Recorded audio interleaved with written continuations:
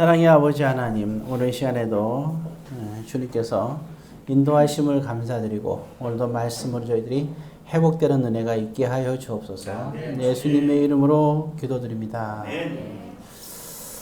네. 오늘 또 말씀도 그렇고 또 찬양도 그렇고 참 우리가 믿는 자의 그 정체성이 되게 중요한 것 같아요. 우리가 정체성을 잃어버리게 되면 아무것도 아니잖아요. 그렇죠? 사람의 위대한 점은 도구를 사용한다는 것도 아니고 생각하는 갈대라는 것도 아니에요. 중요한 건 어떤 가치관을 갖고 사는 게 인간이에요. 사람은 그래. 하나님께서는 우리에게 자유 주셨는데 이게 가치관입니다. 무엇이 옳으냐 그러냐를 갖고 살아요. 근데 가장 중요한 것은 우리의 가치관은 적어도 기독교인이라면 가장 가치관은 바로 예수님이 되어야 되지 않겠어요? 그렇기 때문에 우리는 성경이 우리의 가치관이 되어야 되는 거죠. 그 기반에서 우리는 모든 생각을 해야 되고 거기서 모든 문제가 해결이 돼야 돼요. 자, 그런 의미에서 오늘 또 생각을 해봅니다. 그래서 보면 오늘 하루를 여러분들이 이제 그 수요일인가 벌써 이제 주일부터 지금까지 살았잖아요. 그러면 여러 가지 일들이 있었을 거예요. 자, 여러 가지 일이 있었는데 그 중에서 많은 일들 속에서 뭐 때로는 많은 문제가 있을 수도 있고 아니면 문제가 해결될 수도 있고 그렇죠? 그렇지만 정말 중요한 거는 우리가 하나님이 정말 기뻐하시는 그러한 삶을 우리는 정말 살았는가? 여기가 제일 큰 하나님 관심이 있어요.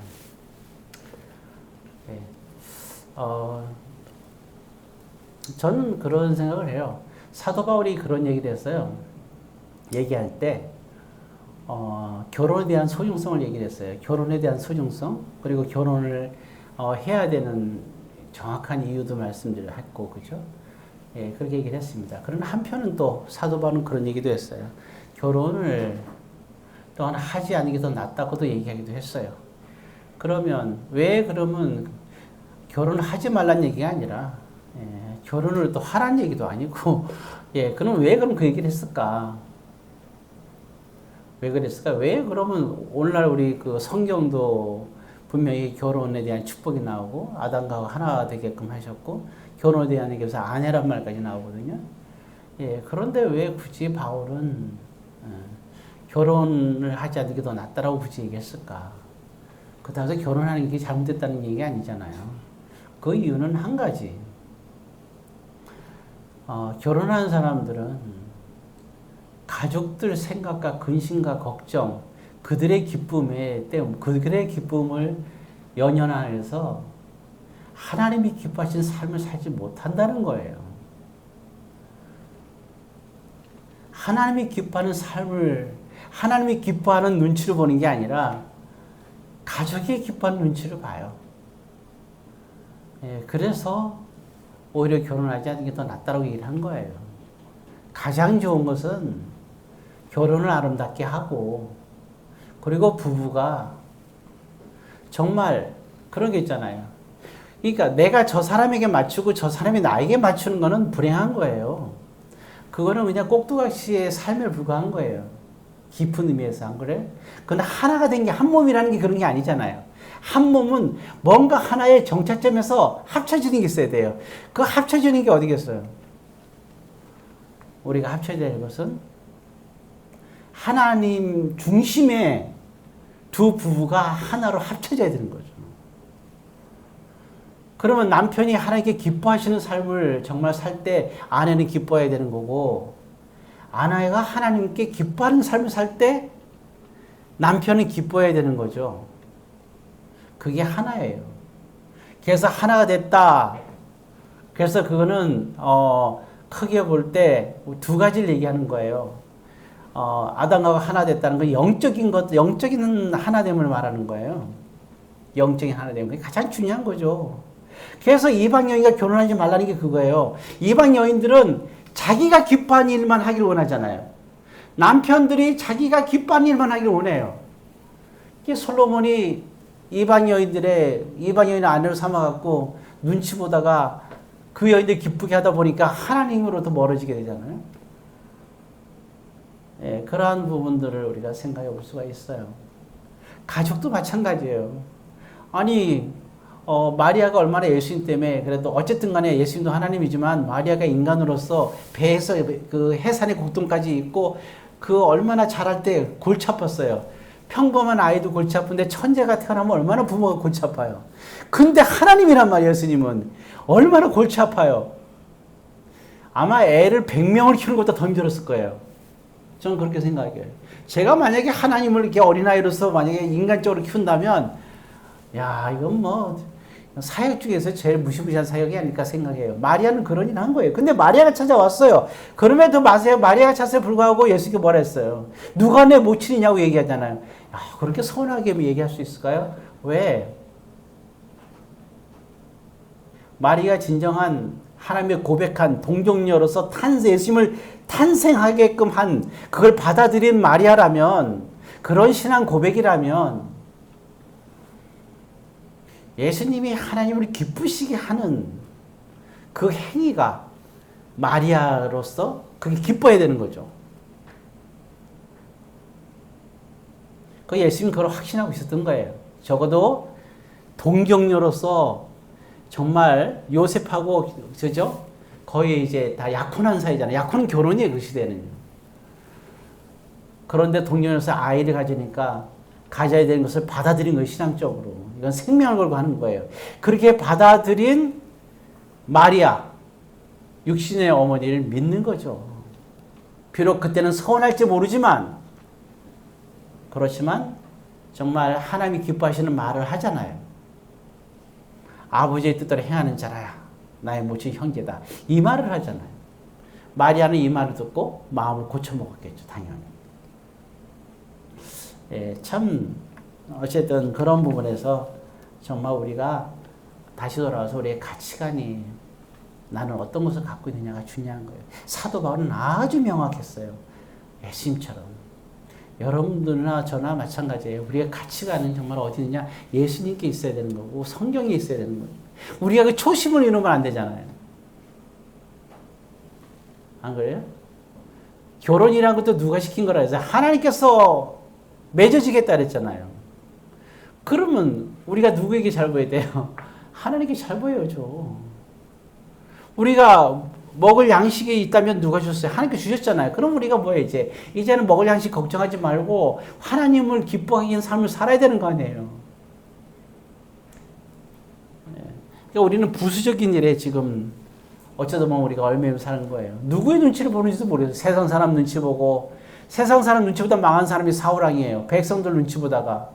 백성들을 잘 다스리라고 왕으로 세워졌더니 하나님 눈치는 안 보고 백성들 눈치 보면서 패가 망신한 사람이 사울이잖아요.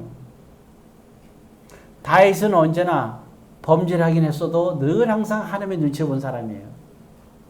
여호와의 말씀을 주야로 묵상하는 자가 복이 있다 그랬잖아요. 말씀을 묵상하는 이유는 딱 하나예요. 하나님을 잃어버리지 않는 거죠. 신앙의 가치관. 사람들은 희한하게, 세상 사람들은 점점 AI 시대가 되고 AI가 되고 있어요. AI. 인공 로봇가 되고 있어요. 예. 그리고 점점 이게 성형수술하면요. 요즘 그런 것 같아요. 성형수술하게 되면 코를 하잖아요. 그럼 똑같은 의사한테 한번 해보세요. 어떨까요, 코가? 사람의 모양이 다 다르지만 코의 곡선은 다 똑같아요. 하나님이 참 희한해요. 여러분들 코를 다 보면 하나님께서 창조한 코의 곡선은 다 달라요. 콩에. 근데 한 의사한테 만약에 성형수술을 했다. 곡선이 다 똑같아요. 그 의사는 그런 곡선을 내니까. 희한하죠. 그게 하나님께서 창조하신 거하고 우리 인간이 하는 것은 이렇게 차이가 있습니다. 자, 이제 다시 본문으로 이제 우리가 돌아갑니다. 오늘 본문은 그래요. 예수님께서 하신 말씀, 포도나무와 가지 비유 나오죠. 예. 이 얘기의 핵심은 그래요. 결국에는 포도나무 가지 비유를 얘기한 이유가, 생각해 보세요. 가지가 생명이 있어야 되잖아요. 죽은 가지냐 산 가지냐 지금 이 얘기하는 거예요. 성도가 죽은 성도냐 살아있는 성도냐. 자, 나는 포도나무고 너희는 가지야. 그럼 이 신앙생활 하는 사람이 안 하는 사람들이에요. 이건 신앙 공동체 안에서 하는 얘기잖아요. 그렇죠? 예수님과 함께 있는 가지. 나는 포도나무고 너희는 가지니까 신앙 공동체에서의 얘기예요. 형제 자매들에 관한 얘기인 거예요. 이 얘기는 이방인에 관한 얘기가 아니라 저와 여러분들이 공동체에서 하는 얘기를 좀 하고 있는 거예요. 아버지는 농부고 나는 포도나무야. 너희는 나에게는 가지야. 이렇게 설명하잖아요. 그러니까 믿음의 정체성에 관해서 얘기를 한 거예요. 그러면 우리는 어떻게 살아가야 될까 하는 얘기죠. 그래서 얘기하잖아요. 12절에. 그죠? 우리가 읽었잖아요. 15장 12절 같이 한번 씁니다. 내 계명은 곧 내가 너희를 사랑한 것 같이 너희도 서로 사랑하라. 근데 이것이라 좋은데 너희도 사랑하라. 근데 어떻게 사랑하는 거예요? 내가 너희를 예, 이제 조건이 있어요. 내가 너희를 사랑한 것 같이. 내가는 누구예요? 예수님이죠. 너희를 내가 너를 사랑한 것 같이. 그럼 여러분 예수님이 여러분을 사랑했다는 걸 일단 알아야 되겠죠. 예수님이 여러분을 사랑한 거 맞습니까? 사랑한 것 같이 과거형이죠. 그럼 저와 여러분들 예수님의 사랑을 받았다는 얘기예요. 여러분 예수님 사랑을 받은 거 아십니까? 예, 그게 중요한 거예요. 나 예수님 사랑 받은 사람이야? 근데 왜 그래? 예수님 사랑 받은 사람들이 왜 그래요? 왜 사랑 안 받은 사람처럼 사는 거예요, 도대체가? 하나님의 사랑을 받는 사람들이 왜 하나님의 사랑을 받지 않은 사람처럼 사냐고. 정말 맞아요? 정말 하나님의 사랑을 받았다는 것을 믿습니까? 아니, 정말 내가 알고 있나요? 내가 느끼나요, 이거를? 왜 근데 내가 하나님을 사랑한 것처럼 살아요? 이해가 안 가요. 가만히 들어보면 내가 하나님을 사랑한 것처럼 얘기를 해요. 하나님이 우리를 사랑했는데, 물론 나도 하나님을 사랑하면서 살았겠죠. 근데 하나님이 정말 나를 사랑했다는 걸 알면, 그렇게 얘기할 수 없잖아요. 내가 하나님을 사랑한다면 너무 힘들었어요. 하나님이 나를 사랑한 걸 아냐고요. 이게 사랑에 대한 우리가 의미를 좀 알아야 돼요. 내가 너희를 사랑한 것 같이. 이 말이 뭘까요? 내가 너희를 사랑한 것 같이. 이런 말을 이해해야 돼요. 이 말을 이해하려면, 나중에 한번 찾아보세요. 누가복음 10장에서 보면요. 25절부터 37절에 보면 그런 얘기가 나와요. 한 율법사가 예수님께 딱 나와서 묻습니다. 예수님, 우리가 어떻게 영생을 얻겠습니까? 물어요. 그래, 너는 그러면 어떻게 하면 영생을 얻을 것 같으니? 예, 목숨을 다하고 힘을 다하고 뜻을 다하여 하나님을 사랑하고 이웃을 사랑하면 된다고 생각합니다. 오, 그래, 네 말이 맞아. 내 이웃을 사랑해라. 그럴 때 이 율법사가 이런 질문을 해요. 그러면 좋습니다, 예수님. 그럼 나 이제부터 예수님 말씀대로 이웃을 사랑하겠습니다. 근데 제 이웃은 누굽니까? 라고 질문해요. 자, 이게 되게 중요한 거예요.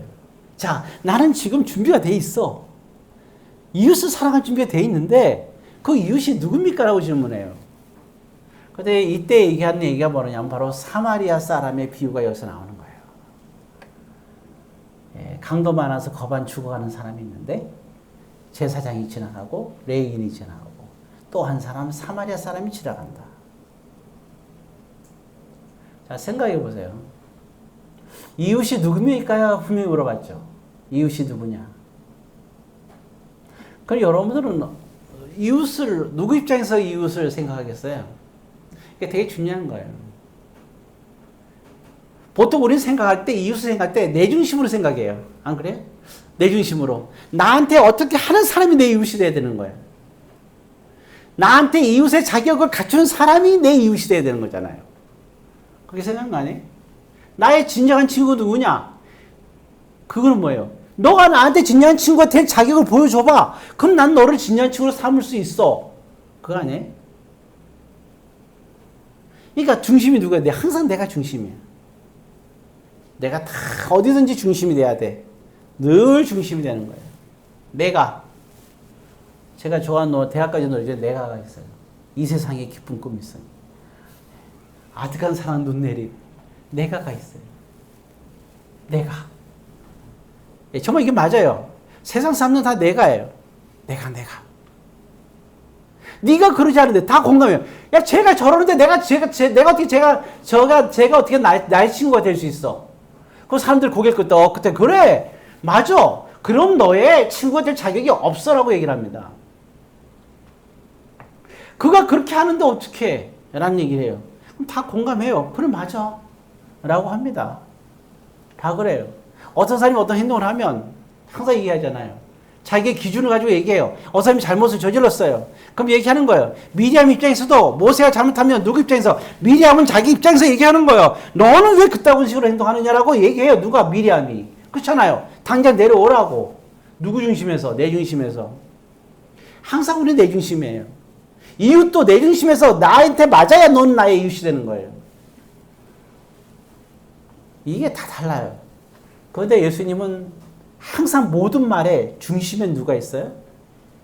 약자 편에 있어요. 봐봐요. 제사장이 지나가요. 거반 죽어가는 사람이 있어요.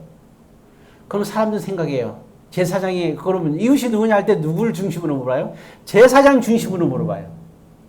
제사장이 그냥 지나갔어. 왜 지나갔니? 제사장한테 물으면 제사장은 여러 가지 변명을 해요.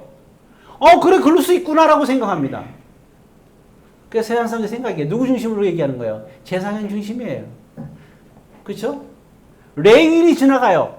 레위인에게 묻습니다. 왜 당신은 그냥 지나갔나요? 난 이렇게 해서 지나가서 변명을 해요. 누구 중심으로 얘기하는 거예요? 레위인 중심으로 얘기하는 거예요.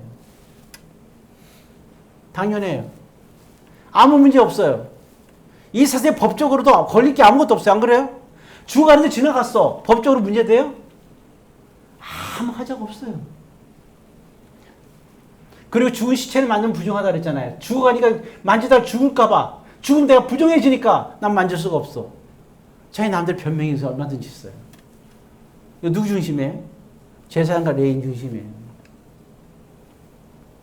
근데 예수님은 이렇게 질문합니다. 뭐라 질문하냐면 레위인과 제사장 중심으로 봤을 때 이 사람이 거반 죽어가는 사람이 이 제사장 입장에서 레위인 입장에서 그 죽어가는 사람이 이 레위인과 제사장의 이웃이 될 수 있느냐라고 질문하지 않아요. 근데 우리는 이렇게 놓고 생각하는 거예요. 항상. 근데 강도 죽어가는 사람은 왜냐하면 이 사람은 제사장도 아니고 레위인도 아니고 믿음이 있는지 없는지도 몰라요. 우리는 이게 죽어가면 벌써 이 사람이 이웃될 자격이 있냐라고 따지잖아요. 근데 예수님은 그렇게 안 따져요. 어떻게 따져요? 중심을 레위가 제사장에 두지 않고 누구에게 둬요? 거반 죽어가는 사람의 입장에서 얘기해요. 이렇게 묻습니다. 자, 두 사람이 지나고 사마리 사람들이 가서 치료해줬어. 그러면 이 쓰러진 사람 입장에서 봤을 때 누가 이웃이니? 라고 묻는 거예요. 이 사람 말하도 뭐예요? 예수님, 내 입장에서 봤을 때 나에게 이웃이 누가 될 수 있을까요? 누가 이웃의 자격이 있을까요? 물었어. 근데 너 아니야. 너가 그 쓰러진 사람을 네가 지나가든지 그 사람 치료해주든지 그게 중요한 게 아니야. 그 네가 판단할 문제가 아니야. 왜? 이웃은 너의 중심이 아니고 쓰러진 사람 중심에서 그 사람이 봤을 때 너를 판단하는 거야. 여러분 완전히 역전이에요. 우리는 그래요. 쟤는 저래서 내 친구가 될 수 없어. 예수님 묻습니다. 나한테 묻지 않아요. 예수님 저는 내 친구가 될 수 없잖아요. 근데 예수님은 거꾸로 그때 뭐를 물어요? 우리한테 너 왜 그 사람과 친구 될 수 없다고 얘기하니? 이 질문을 안 해요. 그럼 뭐라 그래요? 나한테 묻지 않고 저 사람한테 묻습니다. 뭐라 물어요? 너한테 묻는다. 여기는 이분희 목사가 네 이웃 맞니? 그게 이웃처럼 행동했니? 라고 물어요. 저는 이래서 저래서 저는 나의 친구가 될 수 없다고 얘기하고 이웃이 될 수 없다고 얘기하는데 예수님은 나의 말을 들어주지 않고 저 사람에게 묻는 거예요. 나의 판단은 아무 의미가 없었던 거예요. 우리 세상 사람들은 나의 판단을 갖고 살아요. 그러나 예수님의 중심은 이렇게 질문해요. 율법사한테 거반 죽어가는 사람의 입장에서 봤을 때 그 사람은 누구를 이웃으로 생각하겠느냐. 이렇게 질문합니다. 우리는 오늘도 율법사처럼 질문하는 거예요. 누가 나의 이웃이 될까? 내가 생명을 바쳐서 그 소중한 나의 생명을 바쳐서 사랑할 수 있을 만한 자결 같은 이웃은 누구일까 얘기하고 있죠. 우리는 늘 궁금해하고 생각하고 있어요. 그러나 예수님은 그렇지 않아요. 우리 주변에서 죽어가는 사람, 그 사람이 묻습니다. 얘야, 아무개는 너의 이웃이 맞니? 라고. 그러면서 얘기해요. 율법사에게. 자, 너는 그러면 내 얘기 속에서 누가 이웃이니? 사마리아 사람이 이 사람의 이웃이 될 수 있습니다. 사마리아 사람 입장에서 저 사람의 이웃을 삼는 게 아니라 저 사람에게 묻는 거예요. 만약 너라면 저 사람에게서 누가 이웃이니? 그 뛰어난 신앙을 가진 제사장도 아니고 그 뛰어난 율법적인 걸 가지고 있는 그리고 철저한 그런 규범 속에 살고 있는 하나님이 기쁨을 위해서 헌신적으로 살고 있는 레인도 아니고 그잖아요. 사람들에게 손가락질 밟고 죄인이란 말을 듣고 있는 사람들이 사마리아 사람 보면 말도 안 걸잖아요. 그런데 사마리아 사람이 그 사람의 이웃입니다라고 대답을 하잖아요. 우리는 진짜 성경을 볼 때도요, 정말 우리가 바로 봐야 돼요. 정말 그런 거예요. 그러니까 왜냐하면 이게 예수님이 정말 파격적이에요. 안식일에도 막 고쳐주질 않나. 그것 때문에 이게 뭐예요? 모독죄예요, 이게. 모독죄. 응? 제자들 편들어주고, 그 다음에 또 손 마른 자도 안식일에 고쳐주고. 그들이 볼 때는 참 가관도 아니고. 그리고 감히 누굴 건드려? 제사장을 건드려요. 제사장? 이웃 아니야. 또 누구? 레인도 아니야. 근데 이때 무슨 중요한 얘기냐면 지금 이 율법사는 이렇게 질문했어요. 누가 구원을 받을 수 있겠습니까? 라는 질문이 굉장히 중요한 질문이요. 이웃이 되는 이웃을 사랑하는 자가 구원 얻을 수 있다 그랬어요. 근데 레이가 제사장은 열애돼 버려요. 엉뚱한 사마리아 사람이 이 사람의 이웃이 된 거예요. 이 사람이 이웃을 사랑한 겁니다. 그러니까 율법사가 그러니까 너도 이와 같이 행하라. 그럽니다. 제가 그래서 한번 얘기했잖아요. 우크라 사건 얘기하면서 왜 남의 일처럼 생각하는지 모르겠어요. 하나님이 창조한 하나님의 백성들인데. 안 그래요? 네. 그런데 우리가 정말 가슴으로 두들기면서 기도해야 돼. 기도에는 능력이 있어요. 그렇잖아요. 그리고 무엇보다도 우리 자신들을 기도해야 돼요. 우리의 가치관, 나의 가치관. 과연 내 중심에서 사람들을 판단하는 거예요. 쟤는 내 이웃이 될 수 있고 없고. 그러지 마세요. 그 사람들이 나를 판단하게 만드세요. 생각해 보세요. 그러면 저 사람들을 나를 이웃으로 생각하는가. 근데 악한 자들에 대한 얘기를 하는 거 아니에요. 내 이웃은. 적어도 신앙의 공동체들끼리는 사랑해야죠. 안 그래요? 예, 여기서 중요한 비밀이 하나 있어요. 그럼 생각해 보세요. 공동체끼리 그렇게 사랑하면 믿지 않는 사람들이 꼴불견일 거 아니에요. 그래 안 그래요? 그럼 좋아하겠어요? 안 좋아하겠어요? 예, 이게 좀 착각하는 부분이 있어서 그런 거예요. 19절만 읽고 마무리 짓겠습니다. 19절 가시겠습니다. 너희가 세상에 속하였으면 세상이 자기의 것을 사랑할 것이나 너희는 세상에 속한 자가 아니요 도리어 내가 너희를 세상에서 택하였기 때문에 세상이 너희를 미워하느니라. 여러분 제대로 예수 믿으면 미움받는 거예요. 신앙 공동체가 이기적이라고 하는 거 예, 맞아요. 불교는 이런데 천주교는 이런데 기독교 너희들은 왜 이러니? 예, 그 소리 들어도 괜찮아요. 예수 믿으니까 손해보는 거 많다고요? 예, 맞아요. 그게 우리를 미워하는 거예요. 적어도 한 가지 분명한 것. 내 이웃을 사랑하라. 내가 너희를 사랑한 것 같이. 이 말씀을 여러분들이 하면서 우리의 정체성, 정말 우리가 진정한 크리스찬이라면 이제 누가 기쁨을 위해서 살아야 돼? 하나님의 기쁨을 위해서 난 살아가고 있는가? 이게 가치관이에요. 가장 기쁜 순간이 내 전 재산을 다 날려도 다 날리는 그 순간이 하나님이 기쁘게 하는 순간이었다면 기뻐할 수 있습니까? 내 사랑하는 자식이 한 명밖에 자식이 지금 죽어가고 있는데 그게 하나님이 기뻐하시는 일이라면 우린 기뻐할 수 있나요? 내 사랑하는 애가 지금 다 죽어가고 나를 멸시하고 나를 떠나는데도 하나님이 기뻐하시는 일이라면 여러분 기뻐할 수 있습니까?